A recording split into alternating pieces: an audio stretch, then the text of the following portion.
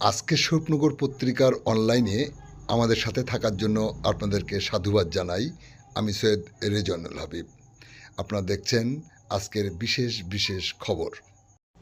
অবৈধভাবে দালাল সহযোগে বাংলাদেশে যাতায়াত করার সময় 2 বাংলাদেশি সহ 3 দালালকে গ্রেপ্তার করে বসিরহাট মহকুমা আদালতে পাঠালো স্বরূপনগর থানার পুলিশ।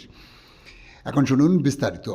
অবৈধভাবে হাকিমপুর সীমান্ত এলাকা দিয়ে দালাল সহযোগে যাতায়াত করার সময় বাংলাদেশি 2 মহিলাসহ 3 দালালকে আটক করে 143 নম্বর ব্যাটালিয়নের হাকিমপুর বিওপির বিএসএফের জওয়ানরা।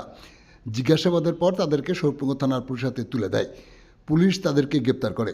পুলিশ সূত্রে জানা যায়, দালাল 3 জনের মধ্যে খোকন বিশ্বাস বাড়ি তাড়ালি দক্ষিণ পাড়ায়, তানজিলা বিবি মিস্ত্রি নিত্যানন্দ কাঠি, অন্যজন শেখ আব্দুল কায়ুম, তার বাড়ি বাদুড়িয়া থানার সরপুরাজপুর গ্রামে।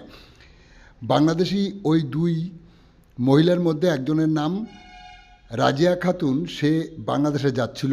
অন্যজন খাদিজা খাতুন, তাদের বাড়ি সাতক্ষীরা জেলায়, সে এদেশে আসছিল। অন্যদিকে স্বরূপনগর ব্লকের হঠাৎগঞ্জ মালোপাড়া শ্মশান এলাকায় গভীর রাত্রে অস্বাভাবিকভাবে ঘোরাঘুরি করতে দেখে পুলিশ তাকে গ্রেপ্তার করে। তার নাম কাজল চক্রবর্তী। আজ দুপুরে 1টা নাগাদ একই সাথে ওই 6 অভিযুক্তকে পরবর্তী আইনি পদক্ষেপ গ্রহণ করার জন্য বসিরহাট মহকুমা আদালতে পাঠায় স্বরূপনগর থানার পুলিশ।